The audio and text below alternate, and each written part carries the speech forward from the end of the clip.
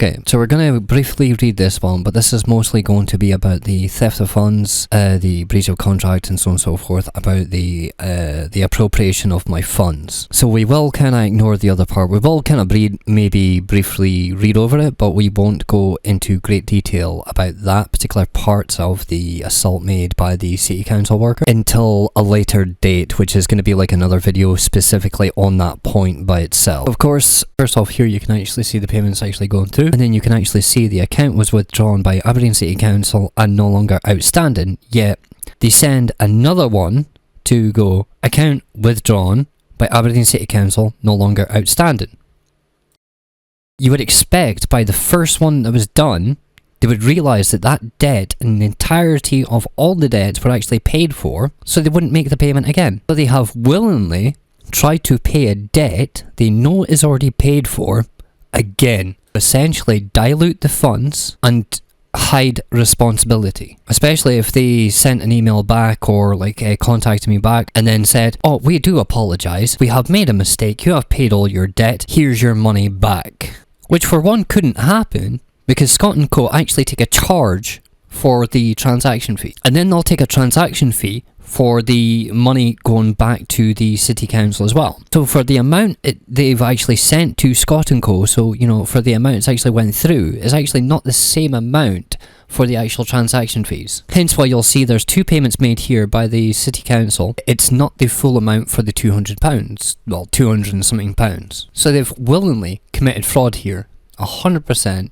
There's no question about it. We have proof of them stating I'm entitled to cancel my standing order to return my funds. There's a breach of contract because they have taken funds for something that was already paid for and already agreed for to pay for something else. Regardless of the policy, we have to recognise that law trumps the actual policy first. There's also a direct unintended debit, which I also contacted Scot & Co about this, stating that please do not take any funds from the council on my behalf because I do not consent. And as I told Scot & Co as well during that time, if you accept any funds from the city council on my behalf without my consent, you are essentially handling stolen goods. Like I said before as well, because they offered the refund as well, essentially my ability to cancel the standing order to receive my refund. Without stating an obligation for me to actually pay the debt, they only said they would intend to look if I actually had any extra debt. Which of course you can see here that I did not, because it was already paid for in full and they had to return their money back to themselves. The original contract as well was made to pay for the original debt that I had before for another type of debt, which was essentially council tax as well. I had like 2 or 3 of them. And the agreement was to pay for that one directly and no others. Of course, you know, there's a breach of contract for that part. We have concluded the Scot & Co part, and then next we'll get into the part where the city council essentially lied to a local councillor about offering any such refund or my ability to cancel the standing order to receive my money back. So this local councillor messaged me back with a letter after he received the information from the city council after they essentially filled out the, you know, or complied with the consent form that the councillor put in because they didn't accept my my consent form or my subject action request, which they're also legally obliged to do so. Okay, I had to read this bit out a couple of times because the English seems a bit strange to me. Further to your telephone call query in relation to a refund of money owed to you due to an overpayment of heating charges. Man, that English part, owed to you due. I don't know if it's just because I'm dyslexic and I find it difficult to read anyway, or it's just written rather strange. I contacted council officers to ask for the matter to be investigated. I copy below the officers' responses have now received following their investigation, along with a copy of the policy and supporting legislation the officers refer to. Now, this is the interesting part. Like, for the Aberdeen City Council, for one, have informed me about policy, but they actually haven't informed me about the legislation. Now, if they actually informed me about legislation, then that would be a little bit of a different story, but policy is a little bit different. Policy is a little bit different, and the simple fact is, it's because it's something a manager can, you know, implement or supervise. So even if they say policy, like, it's not a guarantee it's actually legislation. Now, if they stipulated to me at that particular time, this is legislation, so basically, you have no leg to stand on, I would have went, yeah, fair enough. But to date, they have not done so. I refer to a recent inquiry regarding payments made to Aberdeen City Council by your constituent. Officers can confirm that former tenancy 4 held a credit balance of 217.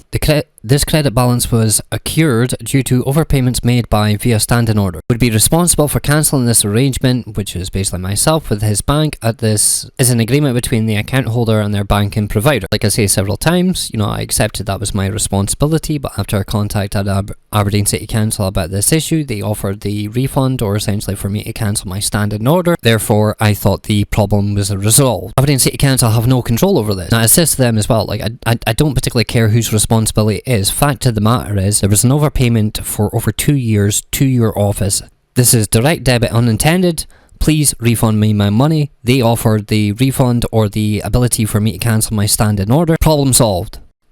I'm guessing that's my name. Did contact the customer contact centre on the 17th of June 2024 to request any credit to be refunded to him. The call handler requested bank details to pass on to corporate debt in the event of the credit could be transferred to him after checks had been carried out, which I was not actually told. And to date, they have not shown proof that they stated this either. X did not hold debt elsewhere. There is no record of X being advised that he would receive a credit transfer within 10 days, which is unfortunate because I cannot get the actual proof for it, because I talked to a city council member through the telephone when I contacted Aberdeen City Council. Couldn't remember the day, but I roughly basically gave them a time frame for it. You also have my number as well. They could have done an inquiry to basically see who it was I talked to and confirm basically that that person offered a refund, yet they have not done this, so therefore I cannot actually get proof of that phone call. But as we've stated before, we have that email stating, and the letters and so on and so forth basically stating I'm allowed to cancel my standing order of that £200 and odd.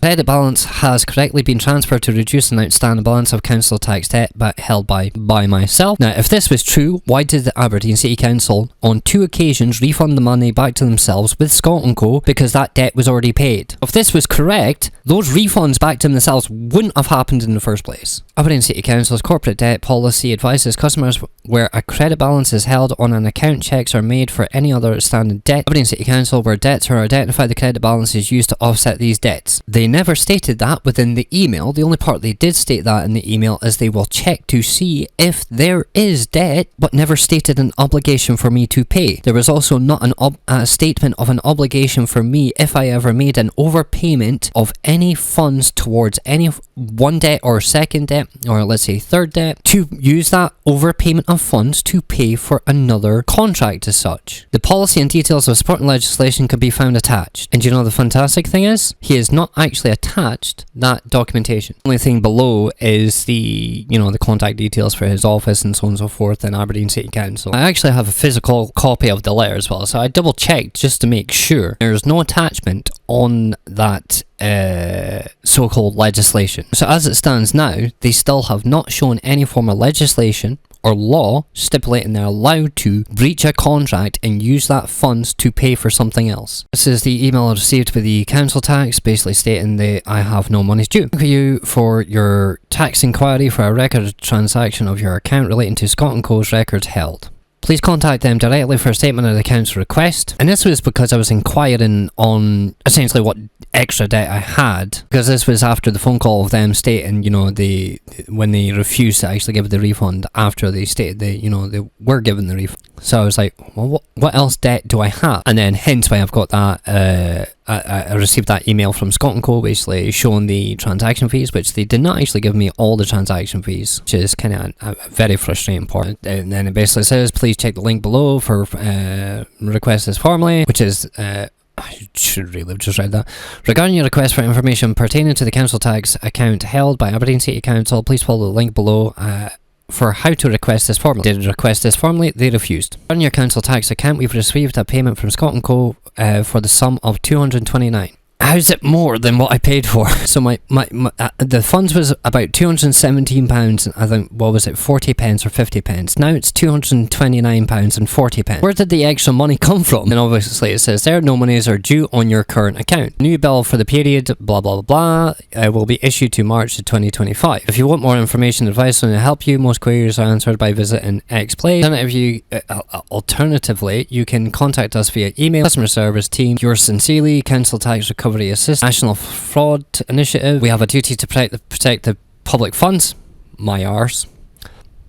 we administer. We will use this information to provide our forms to help prevent and detect fraud, except you can commit fraud yourselves. We will also share this information for those purposes for the organisation is responsible for auditing and administrating the public funds. Information on how to use and manage your information is available on our website. This page has links to further information about your rights and who contacted the complaint about how we use your data. Which is also a load of rubbish. So they're saying here, I have no monies due. They've been paid an extra amount from Scot & Co. more than what